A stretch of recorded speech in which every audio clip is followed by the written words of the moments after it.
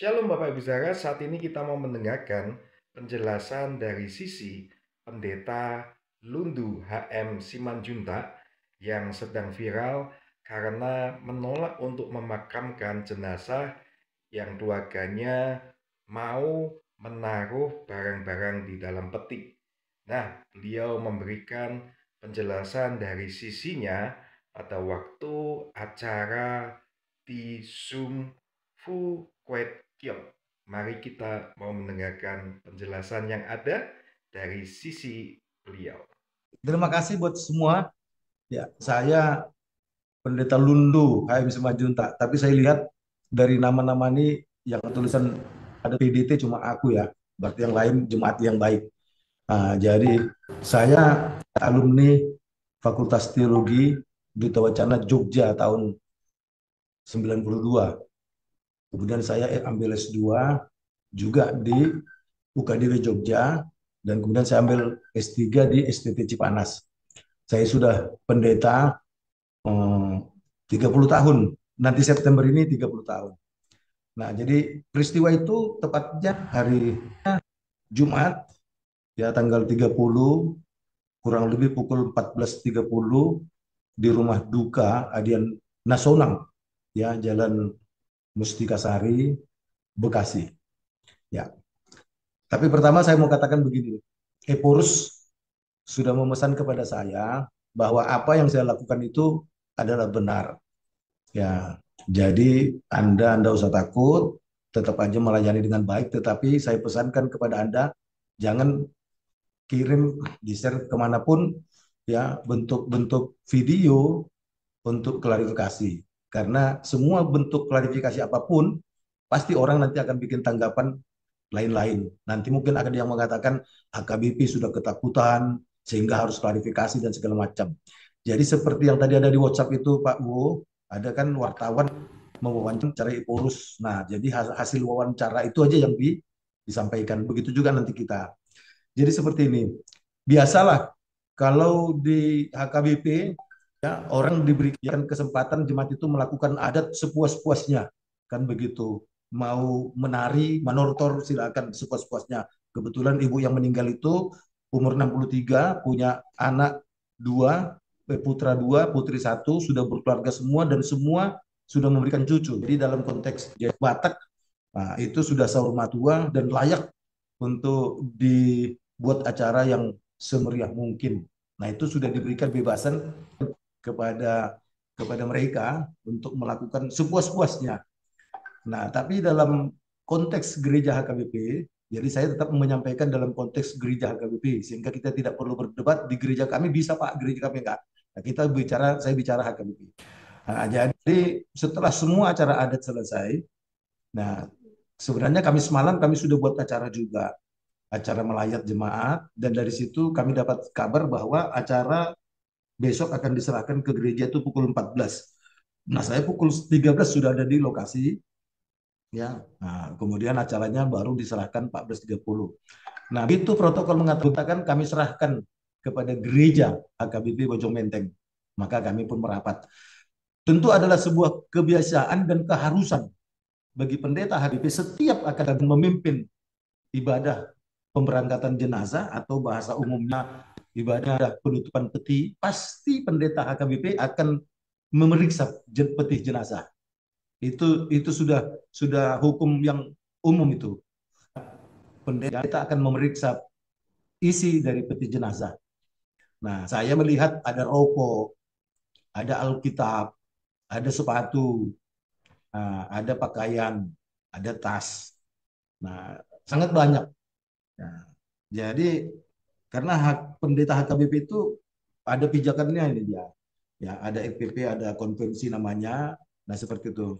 Nah, jadi dan ini juga tentu berangkatnya dari Alkitab juga. Nah, di sini semua diterangkan Alkitab tidak boleh dimasukkan dan hal-hal lain yang itu bertentangan dengan iman Kristen. Nah, jadi saya ambil rokok, saya ambil Alkitab. Kemudian saya khotbah. Artinya sudah ibadah dimulai, ya, kemudian sudah bernyanyi, kemudian khotbah. Dalam khotbah saya mengatakan bahwa ini Bapak Ibu sebenarnya sudah menunjukkan ya aliran saat dalam konteks HKBP karena ada rokok, ada Alkitab, ada tas, ada sepatu.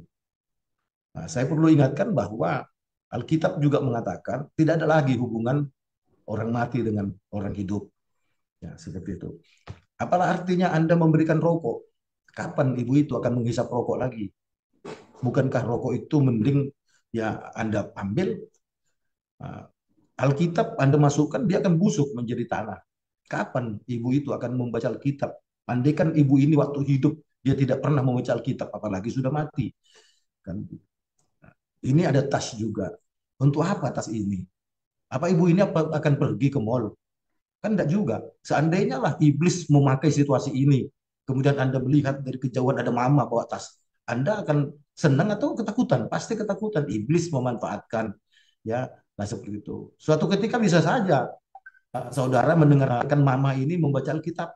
Misalnya, pada mulanya Allah menciptakan langit dan bumi, tengah malam terdengar seorang ibu membaca Alkitab. Anda senang atau ketakutan? Pasti ketakutan. Ih, ada mama datang membaca Alkitab. Duh, duh, duh, duh. Nah, karena Anda sudah memancing iblis, ya, memberikan Alkitab. Anda memasukkan sepatu atau sendal itu, suatu ketika bisa saja tengah malam iblis memanfaatkan itu, Anda mendengar suara sepatu. Ya, di depan pintu tengah malam, Anda pasti akan ketakutan, mama datang. Anda karena sudah memancing iblis untuk bekerja, ya, lewat perilakumu. Nah, saya sudah ambil rokok, saya sudah ambil Alkitab tadi. Saya minta tas itu nanti silakan Anda ambil. Ya, itu tas lebih bagus, Anda ambil, Anda pakai. Karena kalau dimasukkan di kuburan, ibumu ini tidak akan pakai, akan busuk. Nah, silakan nanti ambil. Kalau Anda tidak mau ambil, saya akan ambil itu tas. Mending saya suruh istriku pakai itu, lumayan untuk dipakai ke gereja. Ya, saya tidak berpikir itu tas harganya berapa, ya, ya. Dan menurutku juga harga, saya pokoknya tidak tahu harga tas itu berapa, sih tidak tahu. Dan saya kalau muncul kalimat-kalimat pendeta tidak bisa mengambil tas yang mahal, ya sekiranya Tuhan mengampuni orang yang mengupload kalimat itu. Ya karena dalam pikirku tidak ada terbersit harga tas itu berapa, tapi sayang kalau tas itu kemudian akan menjadi debu dan tanah. Karena seperti itu.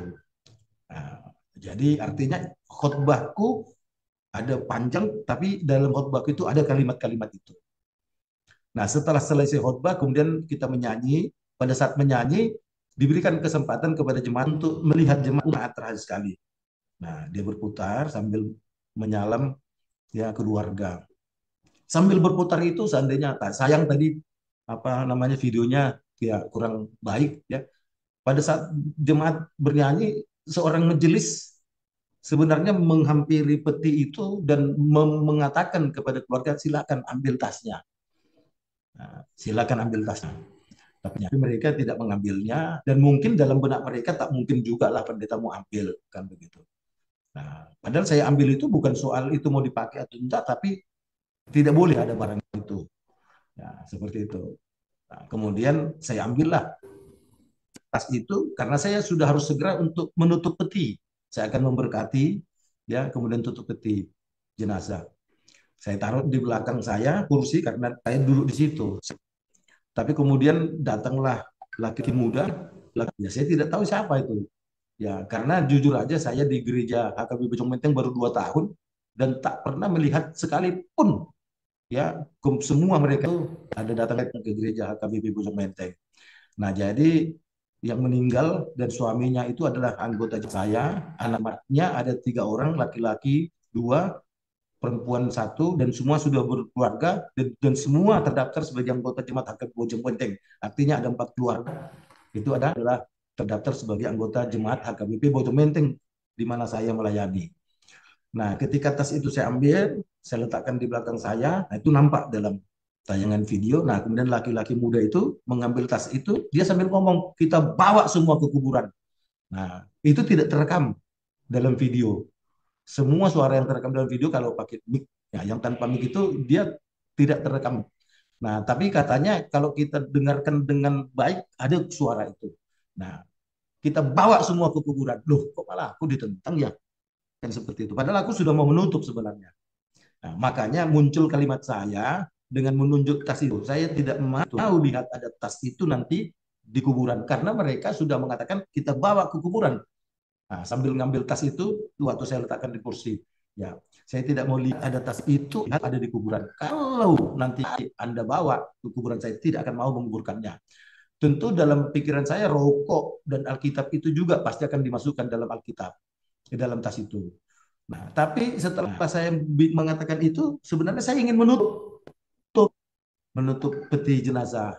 Tapi ketika saya mau menutup peti jenazah, dihalangin oleh si bapak, suami dari almarhum. Dan kemudian dengan cara memaksa, dia mengambil mic. Saya sebenarnya berusaha untuk tidak, karena saya melanjutkan dan menutup. Tapi karena bapak itu dengan paksa dia harus mau bicara, daripada ribut, saya pikir ya sudah silakan. Maka yang bicara bapak itu ada suami almarhum. Ya, Bapak Panggabean.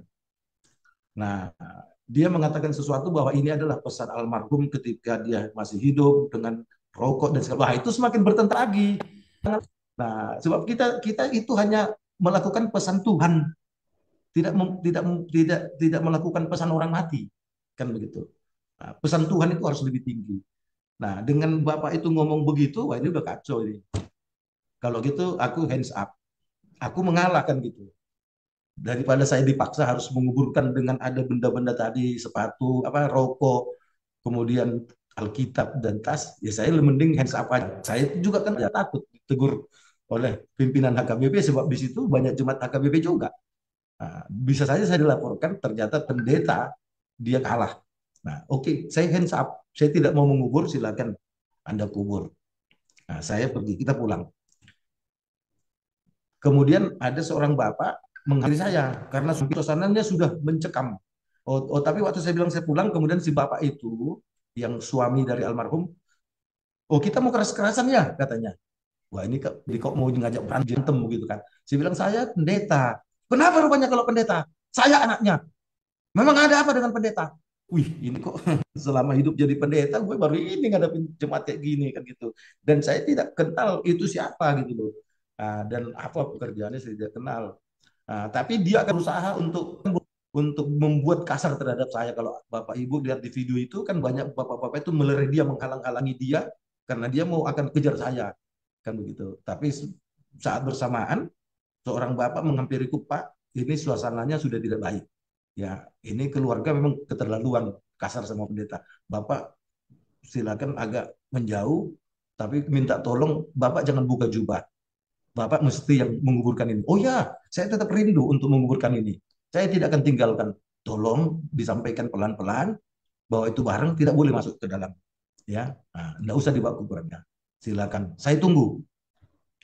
Nah, saya tunggu. Nah, saya bergeser dari peti jenazah itu 10 meter. Saya masih tetap pakai jubah, penatua juga pakai jubah, dan saya tetap berkeinginan untuk menutup peti jenazah, ya, dengan harapan bahwa pihak keluarga itu bisa melakukan pendekatan kepada pihak keluarga agar mengikuti aturan gereja, bukan mengikuti ya aturan manusia, istri yang berpesan ini itu.